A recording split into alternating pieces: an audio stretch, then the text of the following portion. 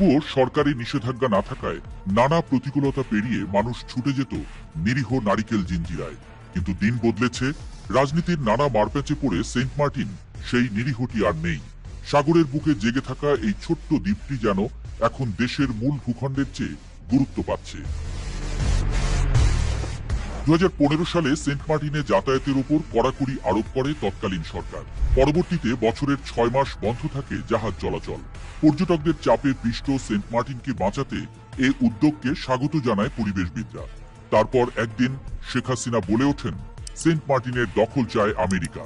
আমেরিকার হাতে দ্বীপটিকে তুলে না দিলে আওয়ামী লীগকে ক্ষমতায় থাকতে না দেওয়ার হুমকির কথাও বলা হতে থাকে প্রতিদিন।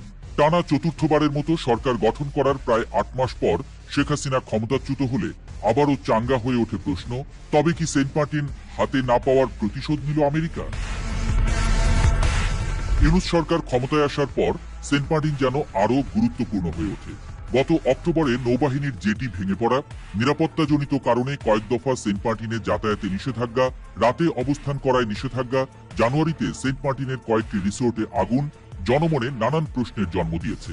এসবের মধ্যেই গত 1 জানুয়ারি সেন্ট মার্টিনে ভ্রমণ 9 মাসের জন্য বন্ধ ঘোষণা করেছে সরকার। সব ছাপিয়ে যে প্রশ্নটি কান পাতলেই শোনা যাচ্ছে, সেটা হলো, হচ্ছেটা কি সেন্ট মার্টিন নিয়ে আসলে? সেন্ট মার্টিন নিয়ে কি করতে চাচ্ছেন ইউনূস সরকার? ভৌগোলিকভাবে অতি গুরুত্বপূর্ণ সেন্ট মার্টিন নিয়ে আমেরিকার আগ্রহ নেই, এটা পরিষ্কার করেছে দেশটি। কোরাল দিয়ে গঠিত দ্বীপটি সেনা ঘাঁটির জন্য উপযোগী না, এমনটাই মত বিশ্লেষকদের। তাছাড়া ইউনূস সরকারকে আমেরিকা যেভাবে সমর্থন জানাচ্ছে, তাতে সেন্ট মার্টিন নিয়ে কানাঘুষায় কান না দেওয়ার পরামর্শই দিচ্ছেন তারা। কেনই বা সেখানে বারবার পর্যটকদের ভ্রমণে দেয়া হচ্ছে একের পর এক নিষেধাজ্ঞা? বাংলাদেশের সর্বদক্ষিণে কক্সবাজারের টেকনাফ উপজেলায় অবস্থিত সেন্ট মার্টিন দেশের একমাত্র প্রবাল দ্বীপ। এই দ্বীপটি পর্যটকদের জন্য বিশেষ আকর্ষণীয় এবং শীর্ষ পর্যটন স্পট।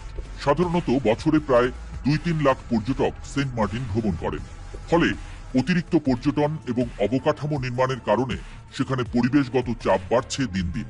বিশেষ করে প্রবাল মালা ও সমুদ্র জীবনের উপর বেশ ক্ষতিকর প্রভাব পড়ছে।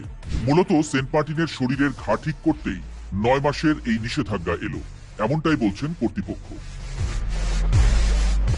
এই নিষেধাজ্ঞার সময় সেন্ট মার্টিন দ্বীপের পরিবেশ সুরক্ষা এবং পুনরুদ্ধারে বিভিন্ন পদক্ষেপ নেওয়া হবে।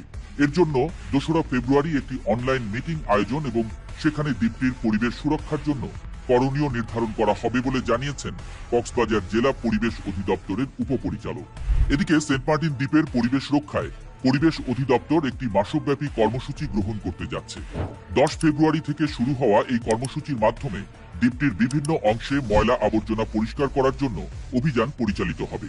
বিশেষ করে প্লাস্টিক বোতল এবং অন্যান্য বর্জ্য পরিষ্কারের জন্য দ্বীপটিকে কয়েকটি ভাগে ভাগ করে কর্মীদের কাজ দেয়া হবে। এর মাধ্যমে সেন্ট মার্টিনের পরিষ্কার পরিচ্ছন্নতা বজায় রাখা হবে, যা দ্বীপটির পরিবেশ সুরক্ষায় গুরুত্বপূর্ণ ভূমিকা রাখবে। অর্থাৎ সেন্ট মার্টিনের ভালোর জন্য সেন্ট মার্টিন থেকে আমাদের একটু দূরে থাকতেই হচ্ছে।